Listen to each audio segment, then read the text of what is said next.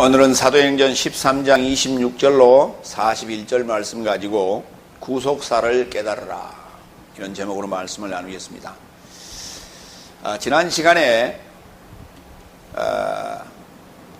바울과 바나바가 비시디아 안디옥에 도착했습니다. 그 비시디아 안디옥의 회당에서 그 유대인들을 향해서 설교를 시작을 합니다. 아브라함서부터 시작하여 예수스의 탄생까지 이제 그 구속사적인 설교를 합니다. 그래서 그 예수스가 바로 구세주였다라고 하는 것을 말씀드리고 이제 마무리를 했고, 오늘 이어서 이제 이 설교를 하겠습니다. 역시 마찬가지로 구속사적인 맥락으로 오늘 설교를 하고 있습니다. 그런데 오늘 우리가 지금 이 설교를 들으면서 알아야 될 부분이 바로 구속사에 대한 개념을 이해하고 구속사적인 개념으로 성경을 이해해야만이 이것이 바로 구원에 이르게 된다라고 하는 얘기입니다. 오늘 많은 신학에서 구속사라는 얘기를 해왔었습니다. 그러나 요즘에는 이 구속사라는 말을 하지 않는다고 합니다. 왜냐하면 구속사적인 이 연결이 되지를 않기 때문에, 해석이 되지를 않기 때문에 구속사라는 말을 하지는 않는데, 그냥 있는 대로 그냥 보고 말자. 그러니까 성경에 구약에서부터 신약까지가 구속사적인 맥락으로 쓰여져 있는데, 구속사라는 말을 쓰기는 썼습니다. 그러나 구속사라는 말로 그것을 성경에 있는 내용을 적용하려다 보니까 이게 이해가 잘 안 되는 거예요. 그럼 구속사란 말은 성경적인 용어임에는 틀림이 없습니다. 그러나 구속사라는 단어가 만들어지게 된 그 이유는 바로 나의 구원의 역사예요. 나의 구원 속죄의 역사를 얘기하는 걸 구속사라고 하는 거예요. 예수님은 죄가 없으시기 때문에 구속사가 아니에요. 그분에는 구속사가 없어요. 구속사의 주인공은 예수님이에요. 근데 구속사의 그 구속의 역사의 대상은 나라는 거예요. 그러니까 나라는 그 포인트는 잡았어요. 그러나 나에게 성경이 어떻게 적용돼서 구속사적으로 해석될 것인가라고 하는 것에 대한 것이 부단한 노력과 연구를 해왔음에도 불구하고 그것이 안 됐다는 거예요. 그럼에도 불구하고 오늘 바울은 비시디아 안디옥에 있는 회당에서 이 구속사에 대한 얘기를 하고 있는 거예요. 이 구속사에 대한 개념을 이해하면 그것은 구원에 이르게 되는 것입니다. 그런데 그것을 알지 못하고 역사적인, 일반적인 역사적인 개념으로 성경을 이해하고 있다면 그건 아무런 의미가 없는 거예요. 그냥 성경을 아는 것, 그리고 성경을 암송하고 있는 것에 불과한 것입니다. 오늘 지금 여기에 등장하는 이들은 구약을 암송하는 이들이었습니다. 오늘 우리도 마찬가지로 구속사를 이해하지 못하면 구약 플러스 신약까지 암송하는 자들이 되는 거예요. 그럴지라도 그들에게는 아무 의미가 없는 거예요. 첫 번째, 사도행전 13장 26절로 30절, 깨닫지 못하면 구세주를 죽인다. 그렇습니다. 예루살렘에 있는 유대인들이 구세주인 예수스를 죽이게 된 이유는 바로 이 구속사에 대한 개념을 깨닫지 못했기 때문에. 그 말은 바꿔서 성경을 깨닫지 못했다는 얘기와 같은 얘기예요. 그 말은. 첫 번째로 26절, 형제 장정 삶이여 아브라함의 족속의 아들 삶과 너의 삶 안에서 하나님을 경외하는 삶이여 이 구원의 말씀이 너의 삶에게 파송되었다. 오늘 이제 본문 전체에 구약의 중요한 인물이 아브라함과 다윗, 이 두 사람밖에 등장 안 합니다. 이것은 마태복음 1장 1절에 기록하는 마태의 신앙 고백하고도 일치한다는 사실입니다. 아브라함과 다윗의 자손 그리스도 예수의 탄생의 책이라고 하는 아브라함과 다윗에 대한 얘기만 하는 거예요. 아브라함 얘기는 뭡니까? 모세 오경을 얘기한단 말이에요.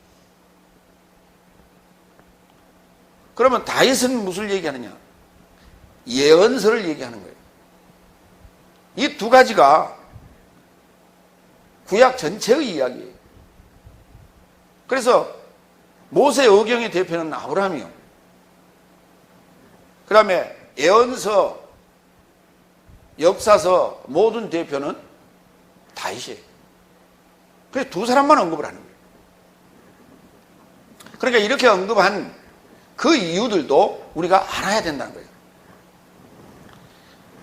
연통의 복음은 아브라함 족속의 아들 삶과 하나님을 경외하는 삶에게 구원의 말씀이 파송된다. 그렇습니다. 이것이 구속사예요. 믿음에 족속들어야 됩니다. 이 연통의 복음은 아브라함과 약속을 구체적으로 합니다. 이게 셋째 날이에요. 이 아브라함과 약속한 이 연통의 복음이 완성돼야 되는 거예요. 우리는 그 내용을 언약이라고 합니다. 이 언약의 내용이 완성되는데 그 완성되는 것을 연통이라고 합니다. 에반겔리아, 연결된 소식이라는 이 연통이라고 하는 것이 결과이면서 또 아브라함에게 주신 거예요. 그러면 그 주신 것, 그렇게 약속을 한 것을 우리는 언약이라고 하는 거고, 예.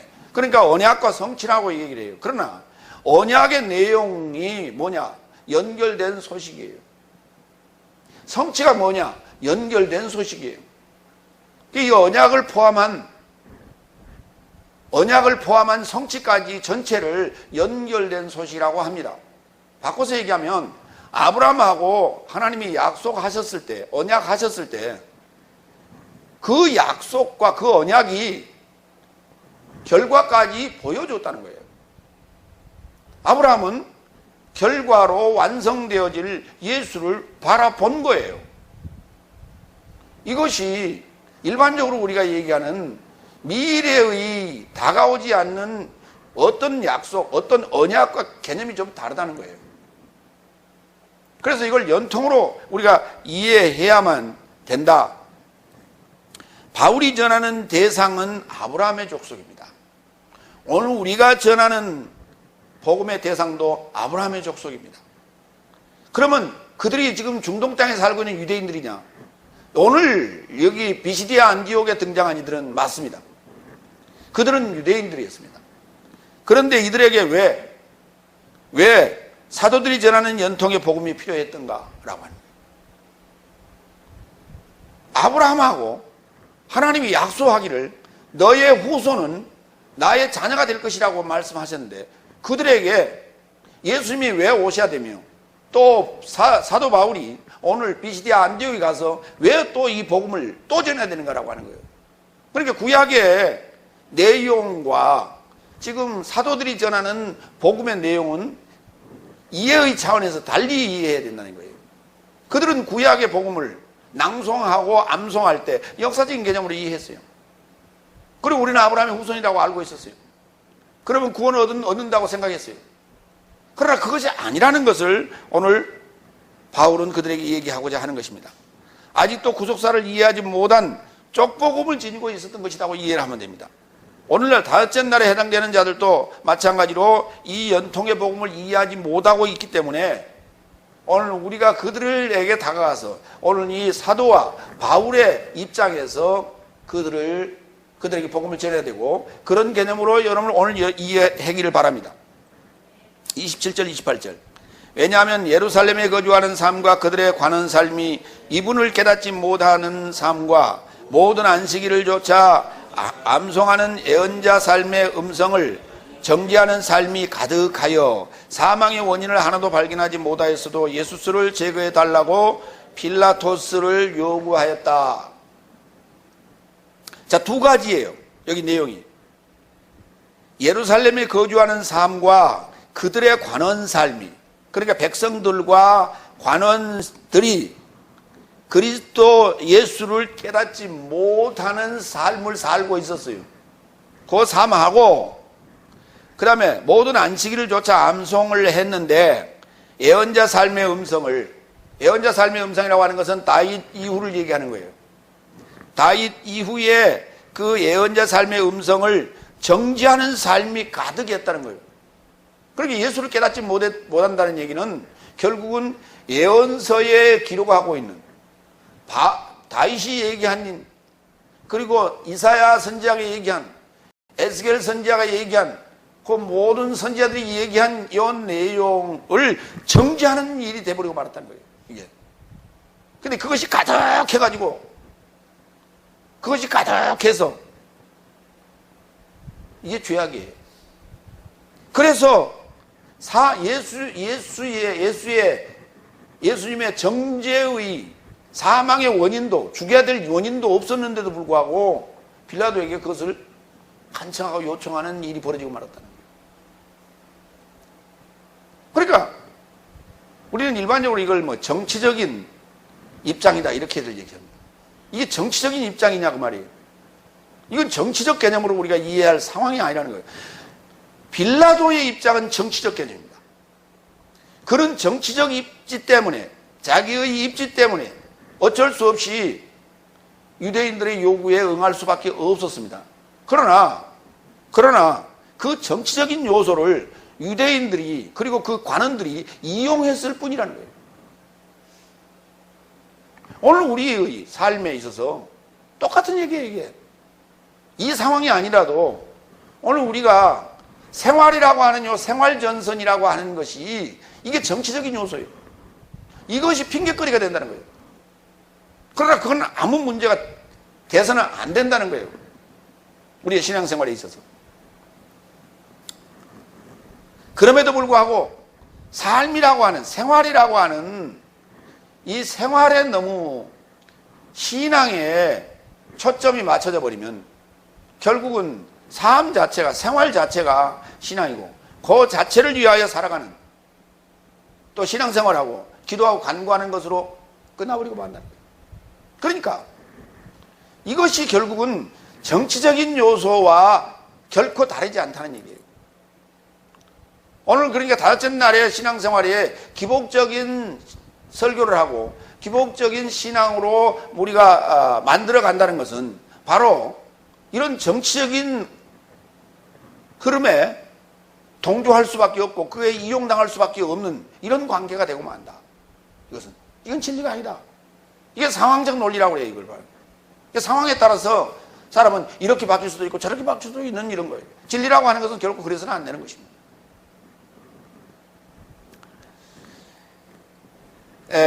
여기 이제 그 27절에 이분을 깨닫지 못하는 삶이라고 하는, 이분이라는 그 대명사를 쓴 이유는 사도행전 13장 23절에 예수에 대한 언급을 했거든요. 하나님은 연통을 조차 이자의 씨로부터 이스라엘에게 구세주로 예수를 일으키셨다 그랬어요. 다윗이죠. 아브라함이고. 예. 그래서 거기 지금 이미 23절에 예수에 대한 언급을 했기 때문에 지금 27절에서는 대명사를 쓴 거예요. 오늘 이게 이제 구속사적 개념으로 이해를 못했기 때문에 이제 예수를 십자가에 매달게 되는 이런 상황이 된다. 그 구속사의 핵심은 바로 마태복음 1장 1절의 내용과 일치를 해서 우리가 봐야 된다. 아브라함의 아들, 다비드의 아들, 그리스도 예수스의 탄생의 책이다. 그러니까 이게 이해가 되면, 이 부분이 마태복음 1장 1절이 이해가 되면 이게 바로 구속사예요. 문제는 탄생의 책이라고 하는 책에는 관심이 없어요. 이 비블로스에 대해서는 관심이 없어요. 바로 이놈의 종이 이 배파로 되어 있는 이런 책인 줄 알아. 이게 북인 줄 알고 앉았어요. 이 북인 줄 알고 북치고 장구치고 하는 거예요. 이게 북이 아니에요. 이게 바로 이 탄생의 책이 바로 생명책이요. 바로 그가 영생을 소유한 연통을 소유한 바로 여러분과 저가 돼야 된다는 사실. 이것이 구속사예요. 오늘 우리가 성경을 이해하는 것은 구속사로 이해해야 됩니다. 사망의 원인을 하나도 발견하지 못하였어도 예수스를 제거해달라고 필라토스를 요구하였다. 이런 표현이 이제 우리의 글로서는 조금 이해가 안 돼요. 필라토스에게 요구했다. 그래야 맞거든요. 근데 그런 게 아니라 필라토스를 목적격으로 쓰고 아이테오했다고 그렇게 돼 있어요. 요구했다고 돼 있어요. 그러니까 필라토스를 졸라댔다 이런 얘기가 되는 것이죠. 자, 그 내용을 좀 볼까요? 요한복음 19장 4절 봅니다. 그런즉 빌라도가 다시 밖에 나가 저의 삶에게 말하되 내가 그 안에서 아무런 원인도 발견하지 못한 것을 너의 삶이 알게 하려고 그를 너의 삶에게 데리고 나왔으니 보라. 많은 유대인들이 있는 그 자리에 예수님을 데리고 나와서 빌라도가 한 얘기예요. 내가 아무리 조사를 해봐도 죽여야 된다라고 하는 어떤 이유도 나는 발견하지 못했다. 근데 어째 이를 죽이라고 하느냐 이런 얘기죠. 그런데 그럼에도 불구하고 예수를 제거해달라고 빌라도를 졸라댄다라고 하는 것이죠. 그 내용은 바로 이게 정치적 입장을 이용했다는 거죠. 요한복음 19장 12절 빌라도는 이것에서 예수를 풀어주려고 찾았으나 유대인 삶이 소리질러 가로되 이 사람을 풀어준다면 가이사의 친구가 아니요 자신을 왕이라 하는 모두는 가이사에게 반역하는 것이다. 그 자신을 왕이라 하는 모두는 바로 그가 누구냐면 예수님을 지금 지칭하고 있는 거예요. 유대인의 왕이라고 했거든요. 그러니까 유대인의 왕이라고 하는 예수님의 표현은 이거는 영적인 하나님의 나라의 표현이에요. 그런데 그것을 그들은 세상적인 입장으로 정치적 입장으로 그렇게 적용하고 해석에 들어갔던 거예요. 그러면서 하는 얘기가 자신을 왕이라 하는 모두는 가이사에게 반역자다. 근데 그 반역자들을 동조하는 이는 바로 가이사의 친구가 아닙니다. 이게 바로 정치적인 언론 플레이. 이 언론 플레이에 결국은 빌라도는 손을 들 수밖에 없었습니다.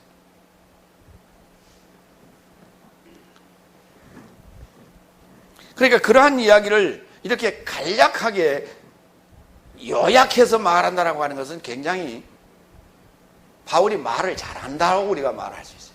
이거 대단히 중요한 얘기예요. 세 번째, 29절로 30절. 그에 관하여 기록되어진 전체 삶을 마무리하려는 것 같이 저의 삶이 나무로부터 끌어내려 무덤에 이르고자 두었다. 그러나 하나님은 시체 삶에서 그를 일으키셨다 그랬어요. 나무에 달린 자는 저주받은 자라고 그랬어요. 그러니까 옛날에 우리 그 사극을 보면요, 중재인은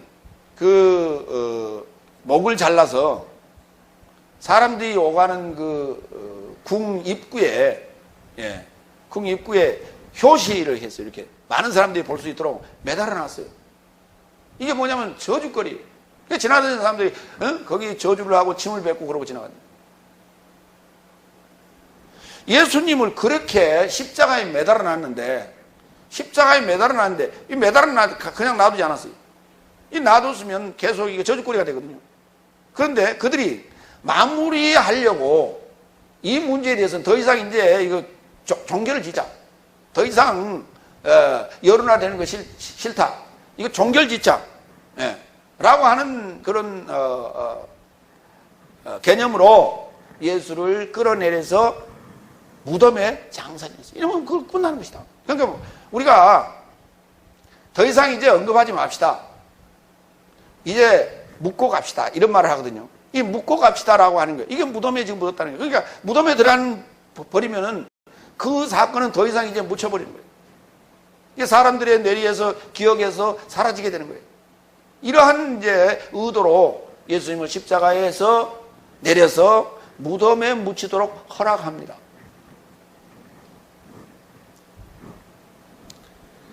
그런데 기록된 전체 삶의 마무리 그랬어요. 그러니까 구약 전체, 구약 성경의 마무리 하는 것 같이 그랬어요. 마무리 하려는 것 같이. 그럼 결국은 그 말이 무슨 말이에요? 구약 성경이 마무리가 돼버리면 어떻게 되는 거예요? 구약 성경을 마무리하는 것처럼 구약 성경을 종결하는 것 같이 그랬단 말이에요. 이게 텔레오라는 단어예요. 응? 완성하다 또는 마무리하다, 종결짓다 이런 의미예요. 요새 뭐 종결이라는 단어를 종종 쓰대요. 예. 뭐의 종결자, 예. 이런 말 많이 써요. 그러니까 구약이 종결돼 버리는 거예요. 그러면 구약은 예언인데 예언이 종결돼 버리면 끝나버리는 거예요. 그러면 무슨 의미가 있어요? 그러니까 오늘 지금 구약을 종결짓고자 하는 건 아니었어요. 유대인들은, 유대와 유대인들과 그 관원들은 구약 자체를 스톱 하자는 건 아니었어요. 그런데 이 지금 바울의 표현이 그렇다고 말이에요. 예수를 십자가에서 끌어내려서 저주거리로 두는 것도 아니고 무덤에 갖다 묻어버린다라고 하는 것은 구약 자체를 종결지어버리는 거다 이거예요. 그러면 아무것도 없는 거예요. 끝나버리는 거예요. 로마서 10장 3절로 4절을 좀 보겠습니다. 하나님의 의를 깨닫지 못하고 자기 의를 세우려고 찾고 있는 저 삶이 하나님의 의에 복종치 아니한 것이니, 왜냐하면 그리스도는 의에 이르고자 믿는 모두에게 율법의 마무리이다. 율법의 종결이다고요. 율법이 종결되어지는 거예요 지금. 근데 그 율법이 종결되어지는 것이 결국은 예수님께서 십자가에서 죽으시는 거예요 이게. 그리고 무덤에 들어가는 거예요. 그러니까 그에 관하여 기록되어진 전체 삶을 마무리하려는 것 같이 그랬어요. 그러니까 이게 어느 입장이냐 하는 얘기예요. 지금 하나님, 바울의 입장에서는 예수님께서는 바로 율법의 마무리, 율법의 종결자가 된다는 얘기예요. 그러면 율법으로부터 우리를 해방시키기 위한 다음 수순이 기다리고 있다는 얘기예요. 이 얘기를 하자는 거고, 이거를 저들의 입장에서, 유대인들과 유대 관원들의 입장에서 본다면 이제는 더 이상 예수라는 이름이 거론되지 않았으면 좋겠다라고 하는 것을 땅속에 그저 무덤 속에 묻어버리겠다는 얘기죠. 이 의도예요. 두 가지로 지금 양면으로 우리가 이해가 가능합니다. 그러니까 이 표현법이, 어법이 대단히 이게 묘미가 있는, 그러니까 이걸 이해하고 넘어가야 돼요. 이것이 바로 이것을 이해하고 가는 것이, 양면으로 이해하고 가는 것이 이게 구속사적 개념이다. 이 대단히 중요한 얘기예요. 그리스도는, 다 같이 그리스도는 의에 이르고자 믿는 모두에게 율법의 마무리, 율법의 종결자이다. 그렇습니다. 율법의 종결입니다. 이제 더 이상 율법의 시대가 아니라는 거예요. 율법에서 우리가 해방되게 된다는 얘기예요. 다시 말해서 후견인과 청지기 아래서, 율법 아래서, 죄와 사망의 법에서 해방된다는 얘기예요. 그러나 그들은 그걸 알지 못하고 행했습니다. 오늘 우리가 다섯째 날에 속한 우리의 삶이 그걸 알지 못하고 행하고 있는 거예요. 마태복음 27장 58절로 60절 봅니다. 그가 빌라도에게 가서 예수의 몸을 요구하니 그가 몸을 넘겨주도록 명했다. 예, 아리마대 요셉, 니고데모 아리마대 요셉이 이제 그 예수님의 몸을, 시체를 달라고 요구했는데 순수히 내줬다는 사실이에요. 그를 악랄하게 더욱더 저주하려면 매달아 놔야 되거든요. 근데 내줬다는 사실이에요. 그리고 그 몸을 취하여 그를 정결한 세마포로 쌓았다. 그리고 반석 안에 파놓았던 그의 새 무덤 안에 그를 놔두고 무덤 문에 큰 돌을 굴려놓고 떠나갔다. 자, 여기 보세요. 큰 돌을 막아놨다니까요. 그러니까 더 이상 이제 예수에 대한 얘기는 더 이상 언급하지 맙시다 라고 하는 의도가 여기 있다는 거예요. 그건 그들의 의도예요. 그런데 그 무덤이라는 단어가 기억이라고 하는 의미를 가지고 있다는 거예요. 무덤에 들어간다는 것은 기억을 접겠다는 거예요. 근데 새 무덤에 들어갔단 말이에요. 그러면 어떤 새로운 시대를 예고하고 있다. 새로운 시대를 예고하고 있다. 또는 새 일을 예고하고 있다. 그래서 새 무덤이라는 표현을 마태복음 27장 60절에 쓰고 있는 거예요. 그래서 하나님은 그 무덤 안에 계신 주님을 일으키십니다. 시체 삶에서 그를 일으키셨다고 했어요. 이게 뭐냐? 새 창조를 얘기하는 거예요. 이사야서 48장 6절로 8절을 봅니다. 내가 들었으니 이 모든 것을 보라. 너희가 선전하지 아니하겠느냐? 이제부터 내가 새 일 곧 내가 알지 못하던 감춘 일을 내게 듣게 하노니 이 일들은 지금 창조된 것이요 옛 것이 아니라 오늘 이전에는 내가 듣지 못하였으니 이는 내가 말하기를 내가 이미 알았노라 하지 못하게 하려 함이라. 내가 과연 듣지도 못하였고 알지도 못하였으며 내 귀가 옛적부터 열리지 못하였나니 이는 내가 정녕 배신하여 모태에서부터 내가 배역한 자라 불린 줄을 내가 알았음이니라. 그렇습니다. 새 일, 새 창조, 부활이라고 하는 것은 예전에는 없던 일이에요. 새로운 일이에요. 들어보지도 보지도 못했던 일이에요. 이 일을 하나님께서는 계획하고 계셨다는 얘기예요. 그걸 위해서는 옛 것이 죽어야 되는 거예요. 그래야 새 것이라고 말할 수 있다고. 리모델링 한 것은 새 집이라고 말하지 않습니다. 그래서 값도 그렇게 비싸지 않습니다. 쓸만하니까, 뼈대가 쓸만하니까 리모델링 하는 거예요. 이해가 잘 안 되시는 분들은 재건축입니다. 그러나 새 집을 지으려면 옛 집을 헐어버려야 됩니다. 우리에게는 리모델링 된 것 같이 우리가 이해될 수 있어요. 그러나 몸뚱아리는 리모델링 된 것 같이 보이지만 정신 얘기입니다. 정신이에요. 정신은 완전히 개조해야 됩니다. 역사적인 개념에서 4차원적 하나님의 나라의 개념으로 바뀌어져야 돼요. 이거에 안 바뀌면은 구속사라고 말할 수가 없어요. 다시 성경은 구속사이다. 두 번째로 넘어갑니다. 사도행전 13장 31절로 35절. 연통이 성취된 부활의 증인의 삶이다. 이 연통이 성취가 되어야 우리가 증인 삶이라고 말할 수 있습니다. 그러면 아브라함과 약속한 그 언약이 그것이 성취가 되어야, 그 연통이 성취가 되어야 그 말이에요. 그러니까 아브라함하고 약속한 것은 우리는 다 알고 있어요. 너의 후손이 하늘의 별같이 바닷가의 모래와 같이 많은 민족을 이루겠다 그랬어요. 이게 아브라함하고 약속한 얘기예요. 근데 예수님이 오셔가지고 그랬습니까? 겨우 120분도 만들어 놓고 갔잖아요. 이해가 잘 안 되는 거예요, 이게. 그것은 그러니까 언약에 대한 성취같이 보여요. 근데 언약이 성취 안 된 것 같아요. 그렇잖아요. 120명 그거 누가 못 셉니까? 초등학교 1학년도 셌는데. 120개. 그 바닷가에 모래알처럼 많고 하늘의 별처럼 많다라고 하는, 그게 성취가 된다고 하는 것은, 그건 지금 예수님이 오셔서 3년 반 동안의 공생애를 통해서 이루어 놓은 것이냐라고 우리가 의문을 할 수밖에 없어요. 그러니까 언약과 성취라고 하는 입장에서 볼 때 좀 언밸런스, 이해가 안 됩니다.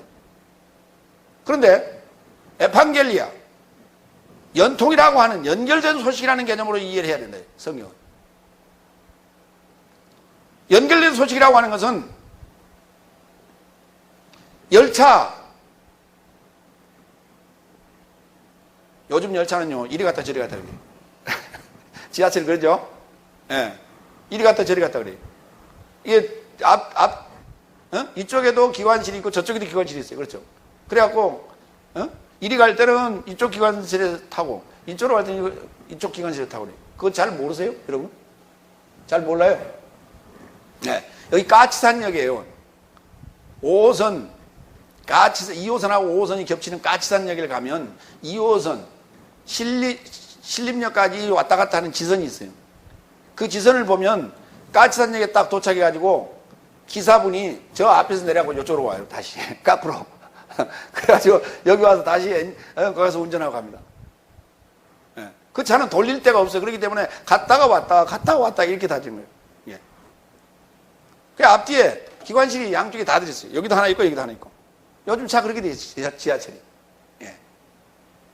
잘 모르시면은 갈 때 보시라고. 갈 때 제일 뒷차에 봐봐요. 그 기관실은 있는데 기관사가 없다고. 그러니까 이렇게 이해하시면 돼요.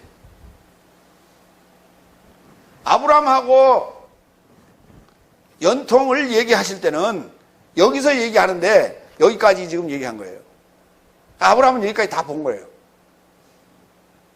그런데 이제 여기서 기관사가 이제 출발하는 개념인데 여기서가 아니라 반대로 여기 이제 들어올 그 상황까지 와야 된다. 이게 종결인데요. 종착역이에요. 종착역이 도달하면 반대로 갈아타지 않습니까? 그리스도 예수가 율법의 마침이 되기 때문에 율법의 종결자가 되시기 때문에 그분이 나타나시면 이제 이게 갈아타는 거예요. 이거 다 된 거예요. 왔다 갔다. 이렇게 연결된 복음을 연통이라고 한다. 이걸 연결된 소식, 줄여서 연통이라고 한다.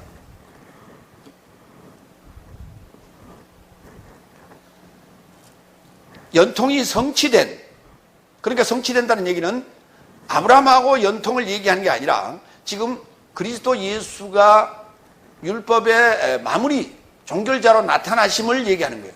예. 이것을 우리가 연통이 성취된 것은 부활이다. 예, 부활이다.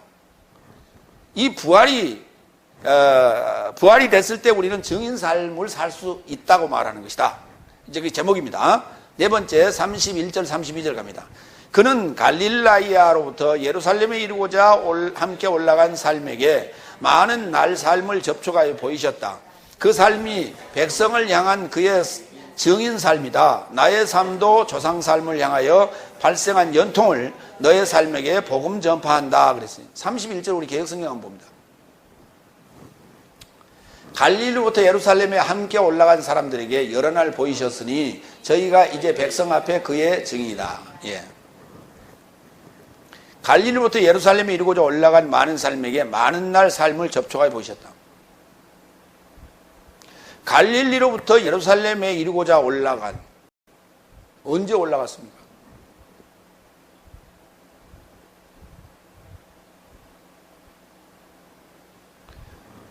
지금 갈릴리에서 예수님이 제자들을 모아서 그들을 다시 예루살렘으로 데려간 얘기, 그 얘기입니까?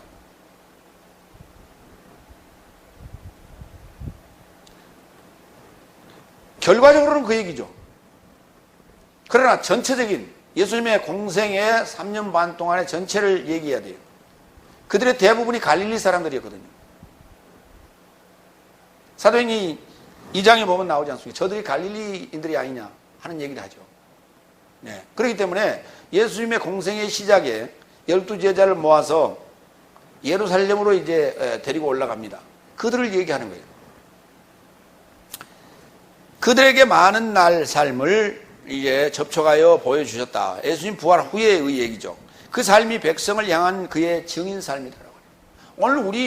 오늘 우리가 증인 삶을 살려면 우리도 마찬가지 갈릴리로부터 예루살렘에 올라가야 됩니다. 이것이 지금 순서예요. 과정이에요.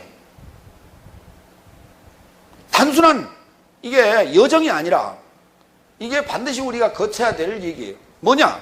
뒹구는 삶에서 평화를 외치는 삶으로 우리가 업그레이드 돼야 돼요. 올라가야 돼요. 걸어 올라가야 돼요. 저 높은 산을 향하여 올라가야 돼. 우리의 도움이 어디서 올고, 그 높은 산을 향하여 올라가야 돼. 그래서 시온산에 세워져야 되는 것입니다. 이것이 과정이다. 그래야만이 그들을 증인이라고 말할 수 있다. 그래서 공생의 과정을 얘기해. 여섯 날의 과정이다. 우리가 뒹구는 삶에서 평화를 외치는 그러한 증인의 삶으로 업그레이드 되어야 된다. 언제까지 징징거리고 뒹굴고 있을 거예요. 애들 장난감 안 사인다고 시장 통에 가다가 그 완구점 앞에서 안 사주니까 뒹굴고 있는 애 있었어요. 그때 그 바닥이 진흙탕이에요. 진흙탕인데 거기서 뒹굴고 있는 거예요. 그러니 어머니는 어때요? 창피하지 않아요? 그래서 알았어, 사줄게. 동생이 징징거리고 사줬더니 형도 이제 안 가겠다는 거예요. 조금 있으면 그 진흙탕에 뒹굴 자세라. 그런데 사주면 뭐합니까? 이틀 가지고 놀 다 내버렸더니 또 사달라는 거예요. 집에 장난감이 없는 게 산더미같이 쌓여있어요. 이것이 뭐냐? 지금 애들이 간을 본다고 그래요. 내가 여기서 사람들 앞에서 사람들 많은 곳에서 뒹굴면 사준다는 사실을 알았어요. 그래서 그 상황을 늘 이용하는 거예요. 오늘 대중 기도를 통해서 하나님 앞에 이렇게 해주세요. 그렇게 될 줄로 믿습니다. 그러면 하나님께서 어때요? 그거 안 해주면 어떡합니까? 해줘야 되지 않습니까? 이걸 계속해서 이용해 먹는 거예요. 이용해 먹는 거예요. 이게 다섯째 날이에요. 이걸 뒹구는 삶이라고 그러는 거예요. 갈릴리 삶이라고 하는 거예요. 이제 그 갈릴리 삶에서 외치는 삶으로 올라가야 된다니까. 업그레이드 해야 돼요. 사도행전 1장 3절로 4절. 또한 고난을 겪고 살아있는 그를 많은 표징살 안에서 하나님 나라에 관한 삶을 친히 저희의 삶에게 보이시고 말씀하시어 40일 삶으로 인하여 제시하셨다. 그리고 공동 소집한 저의 삶에게 예루살렘으로부터 자리를 뜨지 말고 오히려 너의 삶이 내게서 들었던 아버지의 연통을 기다리라고 분부하셨다. 이 연통이 이제 om으로 말미암아, 연통이 되어짐으로 말미암아 증인의 삶이 되는 거예요. 그렇기 때문에 예루살렘으로 데리고 올라간 거예요. 여기서 기다리라. 떠나지 말고. 왜? 복음은 예루살렘으로부터 증거되는 것이다. 예루살렘이라고 하는 것을 괜히 만들어 놓느냐? 복음을 전파하기 위하여 시온산에 아들을 세운 것이다. 이게 사도행전 1장 8절. 오히려 너의 삶을 접촉할 성령이 다가오면 능력을 받을 것이요 예루살렘 안에서 그리고 유다와 사마리아 모두 안에서 그리고 땅의 최후까지 나와 증인 삶이 될 것이다. 나와 MOE, M가 아니라 MOE. 스테판 성경에는 MOE 역격으로 썼어요. 나와 증인 삶이 될 것이다. 알랜드 역본에는 무 그랬어요. 애무 나의 증인 삶이 될 것이다. 여러분 어떻게 맞을 것 같아요? 나의 증인 삶이에요? 나와 증인 삶이에요? 나와가 많습니다. 나의 증인이 아니에요. 나와 같이 가는 거예요.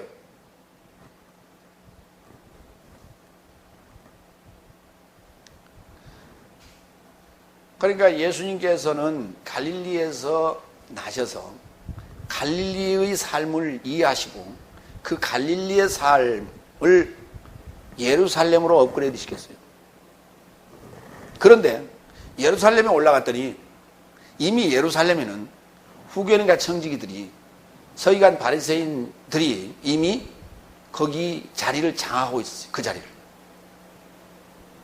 그래서 그 자리에서 예수님과 서기관 바리새인들과의 성경에 대한 토론이 진행이 됩니다. 그러나 그들이 예수님을 결코 넘어설 수가 없었습니다. 그 이후에 사도들이 오순절에 모인 많은 유대인들을 향하여 성령을 받고 설교하기 시작합니다. 이것이 바로 예루살렘으로부터의 흘러내리는 하나님의 생명수의 지금 하나의 모델이에요.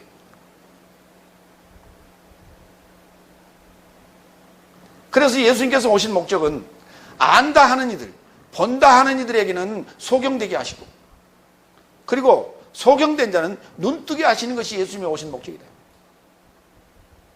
병든 자를 낫게 하시는 것이, 치료하시는 것이 예수님이 오신 목적이다. 그럼 치료됐다는 것은 바로 예루살렘 됐다는 얘기예요. 예루살렘에는 복음을 안다고 하는 자들이 다 그 자리에 있었어요. 그곳으로 전 세계에 흩어져 있는 디아스포라들이 모여들었어요. 하나님 말씀을 들으러. 그러니까 복음의 정점은 예루살렘인 거예요. 그것을 요한계시록 얘기합니다. 새 예루살렘이라고요. 그 새 예루살렘이 바로 예수님의 신부인데 그 여인이 아들을 안을 것이라고 했어요. 이것이 하나님 나라의 연통의 최종 목적지예요.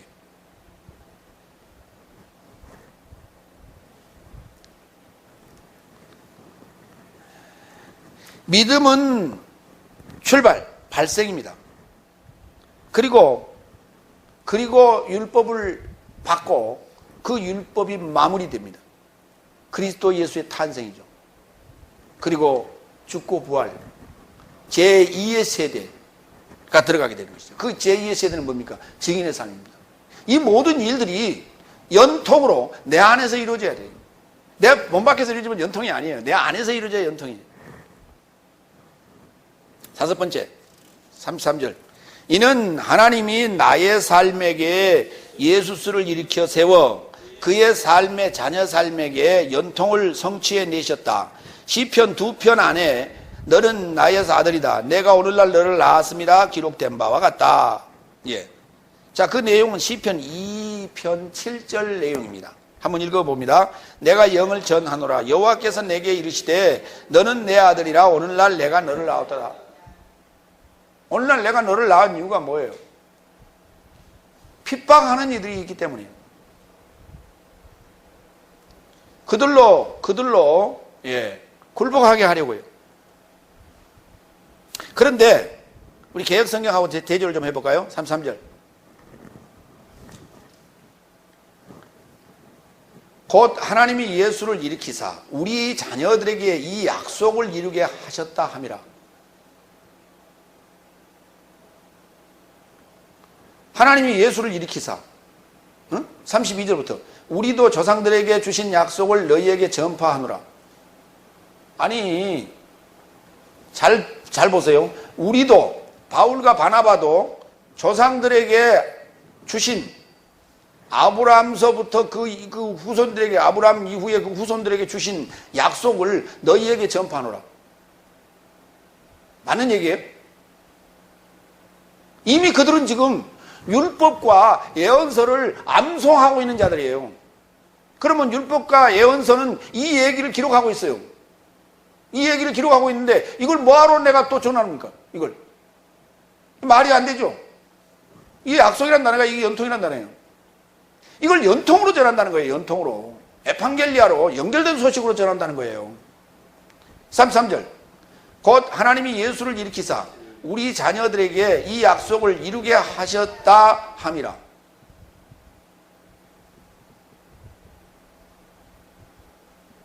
이렇게 써 있죠. 자, 이 부분. 이는 하나님이 나의 삶에게 예수스를 일으켜 세워 연통을 성취한 거예요. 그의 삶의 자녀 삶에게 연통을 성취해 내셨다고요. 여기 그의 삶이 누구냐면 조상들을 얘기하는 겁니다. 근데 이거 번역 안 돼 있어요. 그의 삶에게, 그 다음에 나의 삶에게 역격인데 그의 삶에게는 없애버렸어요. 번역 안 했어요. 그러니까 보세요. 나의 삶에게 예수스를 이렇게 세웠다고요. 무슨 말이냐면 나에게 내 안에서 예수를 일으켜 세웠어요. 부활시켰다 이 말이에요. 그래가지고 조상들의 자녀 삶에게, 그들이 누구냐면 믿음의 선진들이에요. 아브라함에서부터 아벨에서부터 지금 기록된 히브리서 11장에 나오는 믿음의 선진들, 그 자녀 삶에게 연통을 성취해 내신 거예요. 그러니까 구약이 성취되려면 나아가 있어야 된다. 누가? 내 안에서 예수가 부활하셔야 된다 이 말이에요. 이 얘기를 하는 거예요 지금. 근데 여기 애매하게 써놨어요 지금 개혁성경. 이 얘기가 무슨 말이냐? 시편 2편 7절에 너는 나의 아들이다. 내가 오늘날 너를 낳았습니다. 이 말이에요. 그러니까 하나님께서 하나님의 아들을 낳으시려고, 나를 낳으시려고, 나를 하나님의 증인 만드시려고 하나님께서 아들을 낳으셨다니까요. 내 안에서요. 이 얘기예요, 이 얘기.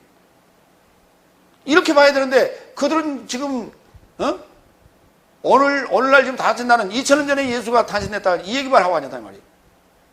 오늘날 지금 다섯째 날이 2000년 전에 예수가 탄생했다, 그걸 부인하면 적그리스도라고 말하는 이들은 아직도 지금 구약을 낭송하고 있는 자들이에요. 그들은 다 베일이 지금 덮여 있어요. 소경이고 지금 벙어리예요. 병든 자들이고. 히브리서 11장 30절로 39절로 40절, 이 대단히 중요한 구절이에요. 이 구절은, 히브리서 11장은 늘 이게 적용되는 얘기예요. 어디든지. 이런 모든 삶은, 다시 말해서 믿음의 장로 삶은, 믿음의 선진이라고 했는데 그 선진이라는 단어가 장로라는 단어예요. 믿음의 장로 삶은, 이 모든 삶은 같은 말이에요. 믿음으로 인하여 증거받았어도 연통을 마련하지 못하였으니, 잘 보세요. 약속을 마련하지 못하였으니, 그렇게 받는다는 단어가 아니에요. 약속을 받는다는 단어가 아니에요. 약속을 받지 못했다 이렇게 되어 있는데, 약속을 받지 못한다. 약속을 왜 못 받았어요? 구약 성경 읽으면 그게 약속인데 그들이 왜 약속을 못 받아? 말이 안 되는 소리예요 지금 이게. 증거는 받았는데 그 증거가 뭐냐면 본 거예요. 들은 거예요. 보고 들은 거예요 지금. 이게 증거예요. 그런데 그들이 연통을 마련하지 못했다고요.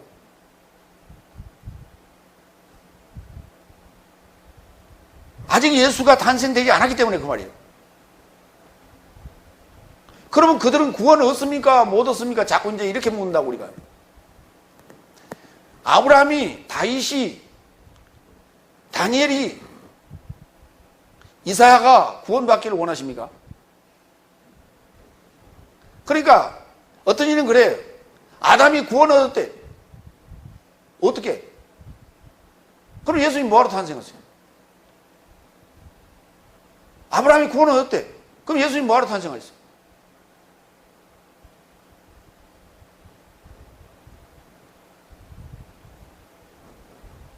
그러니까 구속사적인 개념으로 성경이 이해가 안 된 거예요.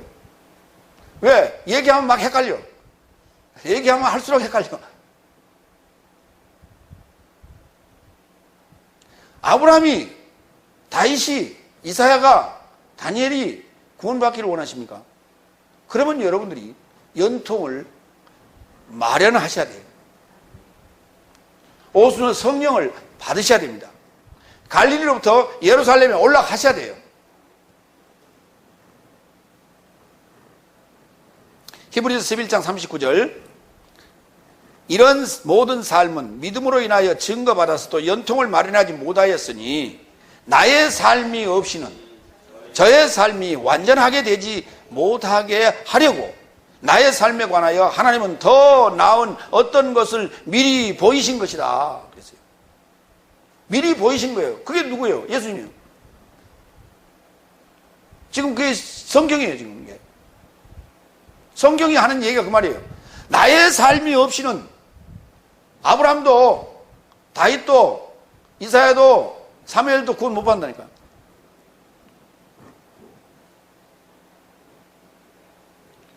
그러면 나 때문에 구원받고, 전사님 때문에 구원받고, 집사님 때문에 구원받고, 그럼 그들은 구원을 몇 번 받는 거예요?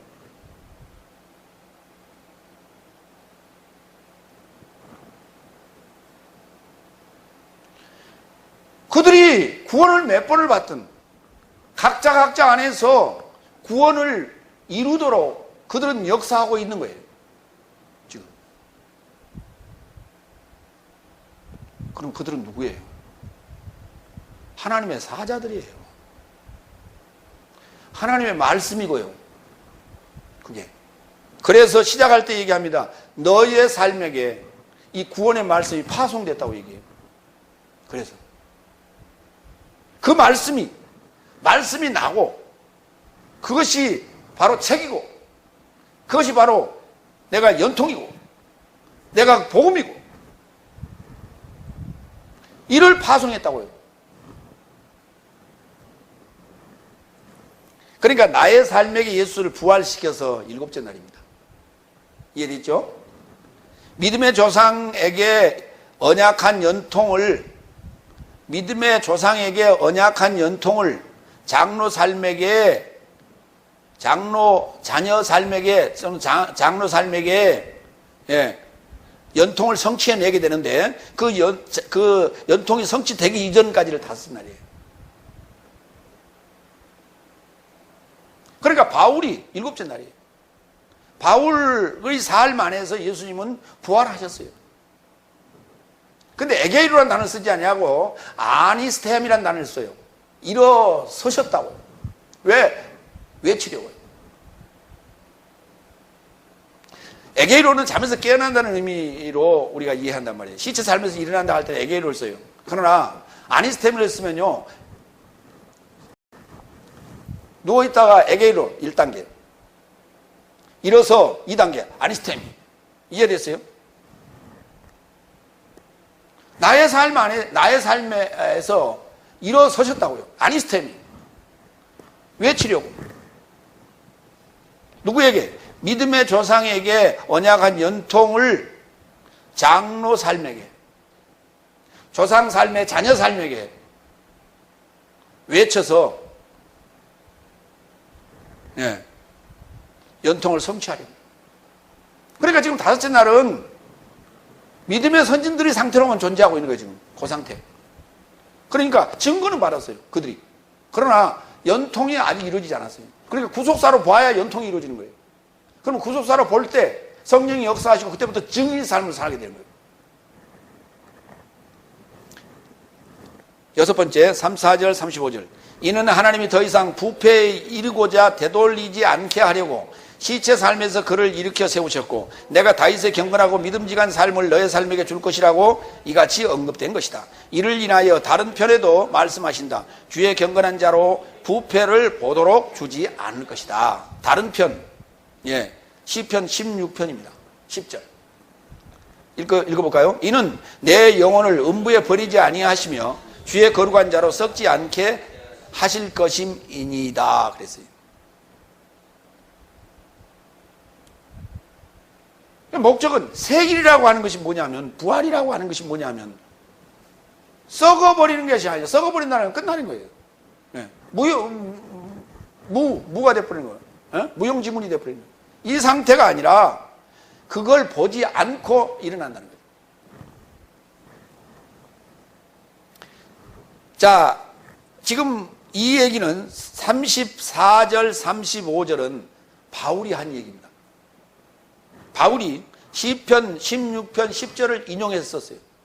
자, 그런데 사도행전 2장 27절로 28절 이미 지나간 데입니다. 이건 베드로가 설교했던 대목입니다. 한번 읽어봅니다. 이는 주께서 나의 목숨을 음부에 남겨두지 않을 것이요 주의 경건한 자로 부패를 알아보도록 주지 않을 것이다. 주께서 나에게 생명의 길을 알게 하셨고 주의 면전에 결합하여 나를 흥분으로 채울 것이다. 이게 다윗이 한 얘기입니다. 이거를 베드로가 이미 사도행전 2장에서 설교를 했던 대목이에요. 그 자리에 바울은 없었습니다. 그때 바울은 예수님의 제자들을 잡으러 다니는 추노꾼이었습니다. 근데 지금 오늘 비시디아 안디옥에서 소아시아 갈릴리아 지방에서 오늘 바울이 베드로가 했던 이 설교를 똑같이 하고 있는 거예요.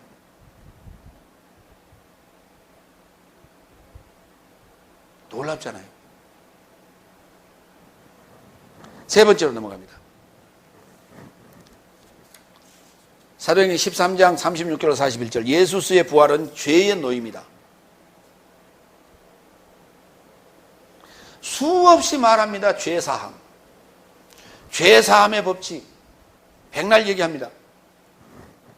입으로 고백한다고 죄사함이 이루어지냐 이 말이에요. 죄사함이라고 하는 개념은 없어요. 우리가 잘못 이해하는 거예요. 죄사함을 우리가 얘기할 수가 없어요. 죄사함의 주인은 하나님이에요. 근데 그것을 우리가 어떻게 얘기해요? 우리는 죄로부터 노임에 대한 얘기를 해야 돼요. 어떻게 하면 죄로부터 노임을 받을까? 이래요. 이 죄사함이라는 자체가 뭐냐면 이건 세상적인 얘기예요. 죄를 용서받는 개념이에요. 그러니까 전부 그렇게 얘기하고 앉았어요. 아니에요. 죄로부터 놓이는 겁니다. 그러면 그 전에 내가 죄를 지었다는 얘기는 죄에 잡혀있다는 얘기죠. 죄에 잡혀있다는 얘기예요. 근데 죄에 잡혀있다는 말은 안 해요. 죄인이란 말은 죄에 붙잡혀 있는 자예요. 일곱 번째 36절 37절. 왜냐하면 다윗은 실제로 이기적인 세대에 하나님의 목적에 수종하다가 잠들었고 그의 조상 삶을 향하여 더해졌고 그가 부패를 보았다. 그러나 그를 하나님은 부패를 보지 않게 일으키셨다 그랬어요. 어디서요? 저와 여러분 안에서요. 예수님이 부활하실 때 그때 함께 일어나신 거예요. 데살로니가전서의 4장에서 얘기하고 있잖아요. 잠자는 자들이 먼저 일어나고 이 얘기하고 있는 거죠. 이기적인 세대에 하나님의 목적에 수종을 했어요. 그러니까 다섯째 날을 살았어요. 그 다섯째 날이 아주 이기적인 세대라는 거예요. 왜? 이게 기복신앙이거든요. 이 기복신앙이라고 하는 것은 이기적인 세대예요. 아까 제가 시장에서 그 왕구점 앞에서 떼쓰던 아이가 집에 갔다 장난감 잔뜩 싸놓은 걸 얘기했잖아요. 쌓아놓고 있으면서 또 달라고 한다니까. 새로운 것만 있으면 무조건 갖다 사쟁이는 거예요. 아주 이기적인 세대예요. 그런데 그 시대에 마음에 합한 자라, 주님의 마음에 합한 자라 하는 그러한 칭찬을 받을 수 있었던 자가 다윗이라는 거예요. 그게 그 이기적인 세대에 하나님의 목적에 수종을 하다가 그가 잠들었다고 했어요. 잠들었다고요. 그리스도 안에 잠자고 있다고 얘기합니다. 죽었다가 아니라 잠자고 있다고. 저와 여러분이 성령을 받을 때 그 잠자고 있던 그리스도 안에 잠자고 있던 자들이 먼저 일어납니다.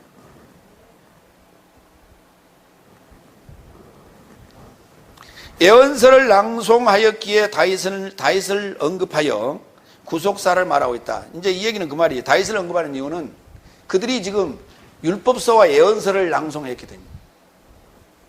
네. 그래서 율법서에 대해서는 아브라함을, 예언서에 대해서는 다윗을 언급한 거예요. 사도행전 2장 29절로 32절을 봅니다. 여기에 다윗에 관한 얘기가 기록되어 있어요. 형제 장정 삶이여 너의 삶을 향해 족장 다윗에 관하여 솔직함에 결합하여 말함이 합당하다. 그도 생을 마치고 매장되어 그의 무덤이 이날까지 나의 삶 안에 있다 그랬어요. 근데 그 개역 성경은 오늘날까지 우리 안에 있다 이렇게 돼 있거든요.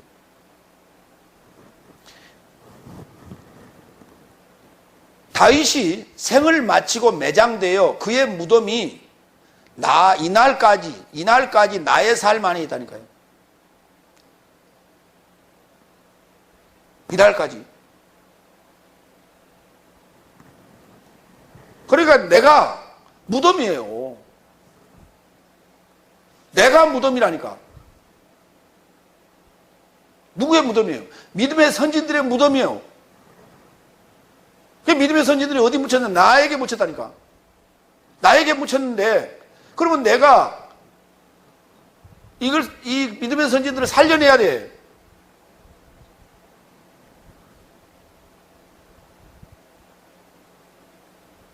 땅이 그 피를 호소해야 돼.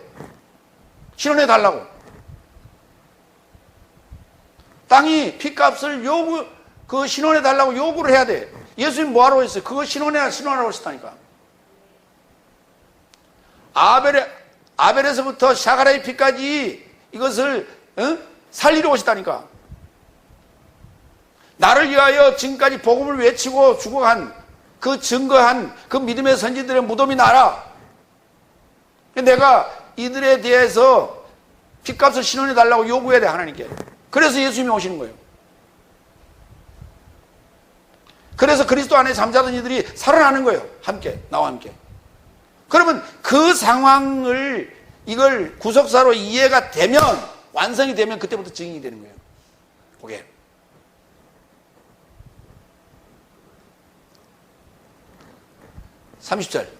사도행전 2장 30절. 그런즉 예언자는 하나님이 육체를 조차 그의 허리의 결실에서 그리스도를 일으켜 세워 그의 보좌에 연결하여 앉힐 것을 그에게 서약으로 맹세하신 것을 알고서 시작한다. 이게 지금 예언서 얘기예요. 다윗이 그랬단 말이에요. 예. 31절. 그는 그리스도의 부활에 관하여 미리 보고, 누가? 예언자가, 선지자가 그리스도의 부활에 관하여 미리 보고 그의 목숨이 음부에 이르러 남겨지지 않고 그의 육신이 썩을 보지 않는다는 것을 전하였다. 이걸 전했다니까. 그러니까 이게 연통이라는 거예요. 약속이 아니에요. 언약도 아니고. 그게. 그래서 결과까지 봤다니까요. 그 결과까지 본 것을 연통이라고 그래요. 그러니까 하나님께서 주실 때 이게 통이면, 이게 전체의 소식이면 너는 요만큼, 아브라함 너는 요만큼, 다윗은 너 요만큼, 이렇게 보여준 게 아니라니까요. 다 보여줬다니까요. 아브라함에게도 다 보여주고 다윗에게도 다 보여줬다니까요. 그렇기 때문에 그들이 목숨을 아끼지 않고 증거할 수 있었어요. 증인의 삶을 살 수 있었어요. 그래서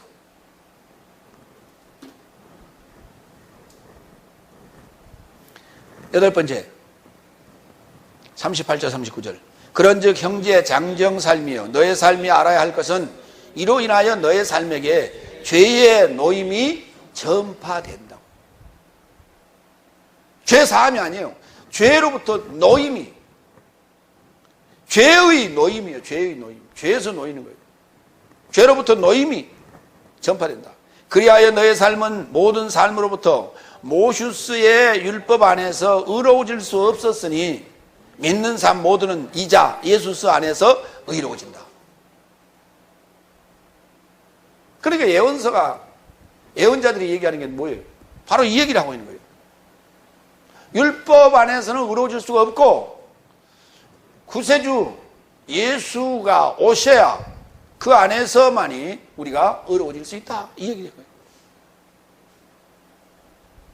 그러니까 대단히 중요한 구절이 아까 다시 한번 있습니다. 로마 10장 3절 4절. 하나님의 의를 깨닫지 못하고 자기 의를 세우려고 찾고 있는 저 삶이 하나님의 의에 복종치 아니한 것이니, 왜냐하면 그리스도는 의에 이르고자 믿는 모두에게 율법의 마무리이다. 종결자이다. 그리스도는 율법의 종결이다. 마무리다. 이게 대단히 중요한 얘기예요. 이때부터 죄의 노임이 주어지는 거예요. 여자에게 나게 하시고 율법 아래 나게 하신 것은 율법 아래 있는 자들을 속량하려 하십니다. 예수님의 탄생은, 여자에게서 탄생하신 것은, 율법 아래 탄생하신 것은 율법 아래 있는 자들을 속량하려 하십니다. 죄와 사망의 법에서 우리를 해방하려 하십니다. 이게 노임이라니까요. 죄로부터의 노임. 그러면 그때부터는 죄인이 아니에요. 근데 죄인 같은 죄인이 있고 죄인 같은 의인이 있대요. 이런 얼어빠진 이런 신학이 어디 있어요? 우리는 거듭났는데, 그리스도의 피로 거듭났는데 우리는 죄인 같은 의인이래요. 이거는 화장실에 가서 똥 누고 똥 안 닦고 나온 거하고 똑같은 개념이에요. 그거 찝찝한 얘기 아니고 그게. 그럼 뭐하러 예수를 믿어?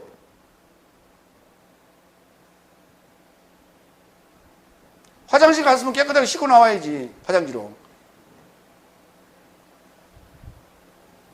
오늘 가서 한번 똥 누고 한번 안 닦고 나와봐요. 얼마나 찝찝한가.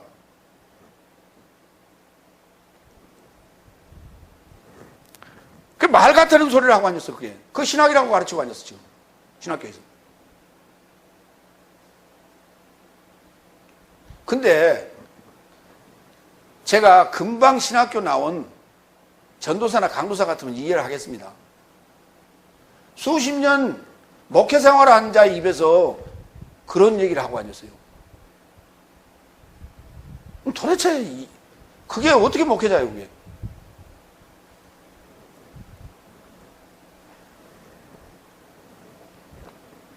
그 얘기는요, 제가 해설을 하자면 그 자는 아직 의인이 아니거든요. 그 자는 아직 의인이 아니에요. 왜냐하면 죄에서 노임받지 않았거든요. 그렇기 때문에 차마 의인이라고 말할 수가 없어요. 그래서 그 소리를 하는 거예요. 지금 다섯째 날의 신앙이 다 그 모양이라. 뭔가 하여튼 뭔가 몇 군데가 비어있고 짝을 맞추냐 어긋나 있고 그러니까 골치가 아파요. 그래서 골치가 아파. 이 물질 세계의 이치가 그런 것들을 증명해 줍니다. 뭐냐 하면 이 편두통이 있는 사람이 있죠. 편두통이 있는 사람의 그 편두통의 원인은 다른 게 아닙니다. 편두통의 원인은 일반적으로 사람들은 이게 피가 안 통하기 때문에 뭡니까? 은행나무 추출물 뭐죠? 안 먹어봐서 잘 몰라? 은행나무 추출물이 있어요. 그 혈행개선제, 혈행개선제 아니면은 아스피린 같은 거 이걸 먹는단 말이에요, 그죠? 근데 그래가지고 그게 해결되는 문제가 아니에요. 편두통이 있는 사람은 턱을 쳐넣으면 돼요. 턱이 빠져 있는데도 우리가 이빨을 움직일 수 있어요. 턱을 움직일 수 있어. 그리고 음식을 먹을 수 있어요. 근데 자기는 턱이 빠졌는지 모르고 사는 겁니다. 근데 이게 무슨 말이냐면 어긋나 있어요. 지금 어긋나 있으니까 아파요. 성경이 제대로 조직신학적으로 교리적으로 풀리지 않았으면 이리 맞추고 저리 맞추면 어긋나 있어요. 어긋나 있으니까 어때요? 뭔 얘기하면 골치 아프대. 그렇잖아요. 여러분이 얘기해보세요. 가서 뭐 얘기하면은 목사님 하나님이 천지를 어디다 만드셨죠? 그 골치 아픈 얘기 그런 얘기를 뭐하러 합니까? 골치 아프대요. 죄 사함입니까? 죄로부터 노임입니까? 그럼 골치 아픈 얘기를 뭐하러 해요? 예수 믿고 그것만 하면 되지. 그 사람은 턱 빠진 사람이에요. 편두통입니다, 그게. 턱이 빠졌다는 것은 뭐가 아구 안 맞았다는 얘기거든요. 같은 이치예요.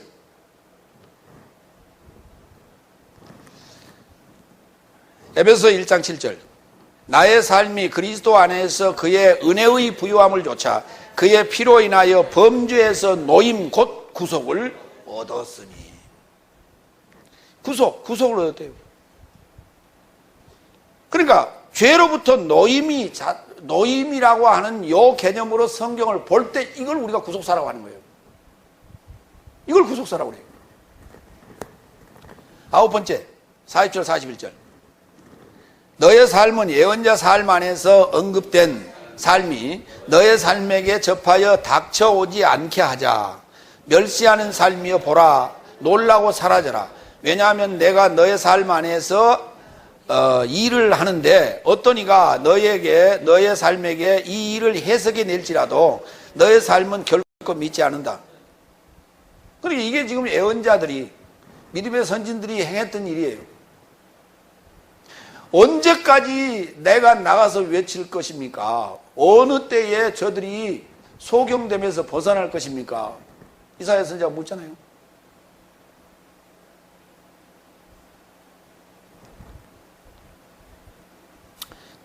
그러니까 예언자들이 나가서 외칠 때마다 그들은 듣지 않았습니다.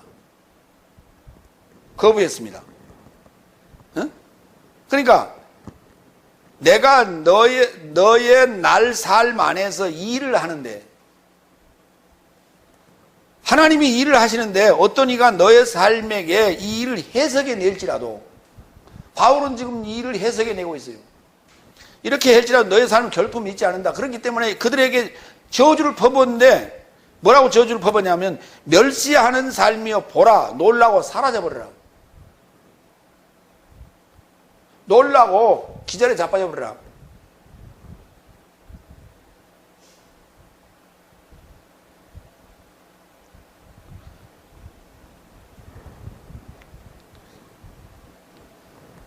하박국 1장 5절에 기록된 내용입니다.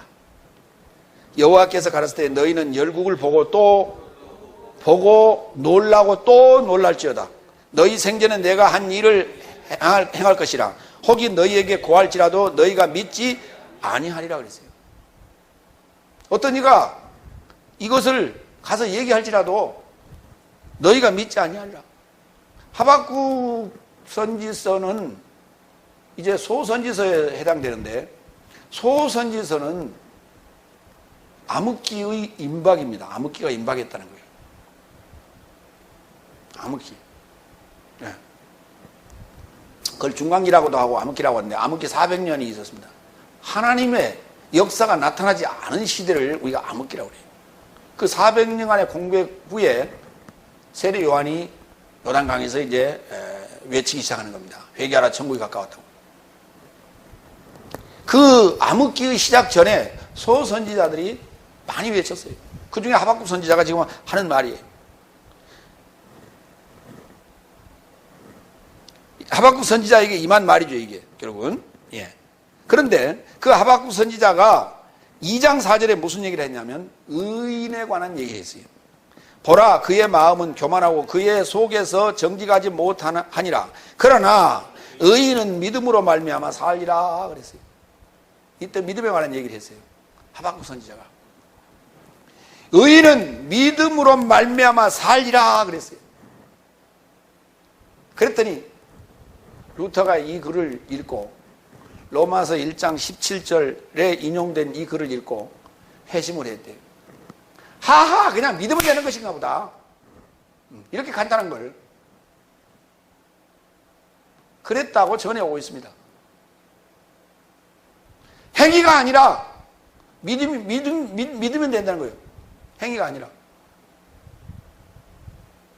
믿는 것이 그게 일이에요. 하나님의 일. 그러면 행위 맞지 않아요.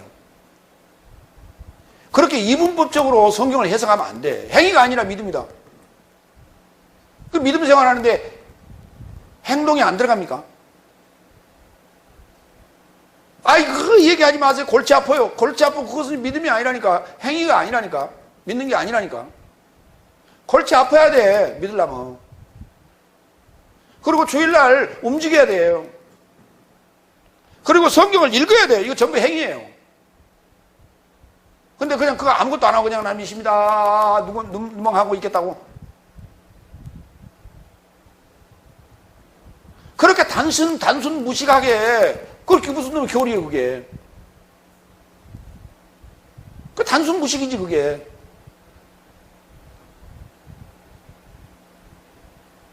시골에 가서 저 할머니들한테 얘기를 해도 그 할머니들이 뭐 너무 그 구원이 이렇게 싱겁다냐 그래.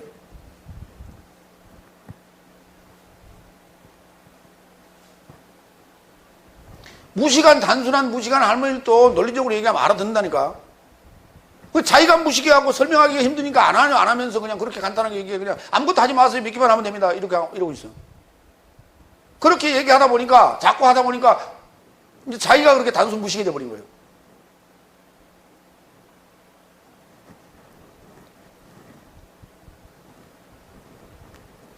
로마서 1장 17절.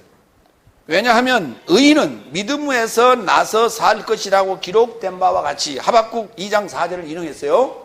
그랬는데 그 복음 안에서 하나님의 의가 믿음에 이르고자 믿음에서 나서 계시되어진다 그랬어요. 믿음으로 의로워진다는 얘기는 무슨 말이냐 그 말이에요. 복음 안에서 계시된다고요. 복음 안에서 계시된다고요.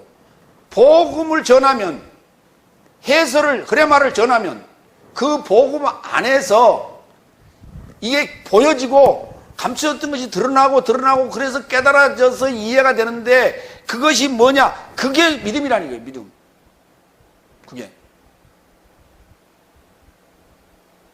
그것이 내가 살 것이라고 하는 믿음에서 이제 내가 살았다라고 하는 믿음으로 바뀐다니까.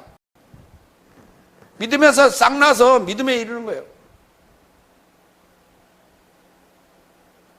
죽고 사는 문제를 믿음이라고 하는 것은. 근데 복음이 전파되지 않으면은, 복음이 전파돼서 그 복음 안에서 계시되지 않으면 아무 소용없는 믿음이라, 그거는. 믿음은 싹 나기 전에, 죽기 전에 믿음이 있고, 죽고 부활한 후에 믿음이 있다니. 지금 죽기 전에 믿음이에요, 다들. 용감한 믿음이에요, 다들. 맹목적인 믿음이에요, 그게. 죽음에서 살아나서 이제 확고한 믿음을 가져야 돼요. 어떤 믿음? 내가 그리스도 안에 있는가? 자신을 시험하고 확증하는 이 믿음이 또 필요해요. 이렇게 됐을 때, 이 두 번째 믿음을 소유했을 때 우리는 의인이라고 하는 거예요. 그때야 완전히 죄에서 노임을 받았기 때문에 의인이라 하는 거예요. 그런 것이지, 의인은 믿음으로 살리라고 그러니까 맨날 믿습니다 한다고 그 말로만 주술주술 한다고 그게 의인이 되냐고. 그게 의인 같지를 않아. 성경 그렇게 써놨는데 이해를 못하니까.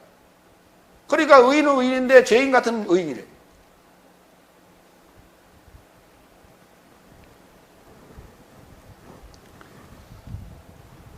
성경은 구속사입니다. 구속사의 그 대상은 바로 내 자신입니다. 내 자신 안에 이루어진 이야기를 오늘 바울은 하고 있는 거예요. 사도행전 안에 이러한 엄청난 얘기를 하고 있는 거죠. 이러한 것들을 다시 정리해서 써서 보낸 게 갈라디아서예요. 그 갈라디아서를 이해할 때 오늘 여기 비시디아 안디옥이라고 하는 그 회당에서 설교한 13장의 이야기를 여러분이 이해하고 나서 갈라디아서를 봐야 돼요. 왜냐하면 그 지역이 갈라디아 지역이거든요. 그 갈라디아에서 보면 여자에게 나게 하시고 율법 아래 나게 하신 것은 율법 아래 있는 자들을 속량하려 하심이라 이렇게 써놨어요.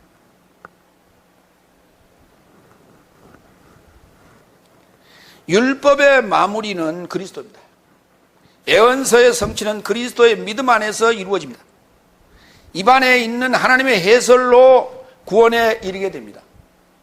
여러분이 입에서 터져나오는 이 흐레마 해설로 구원이 이루어지는 거예요.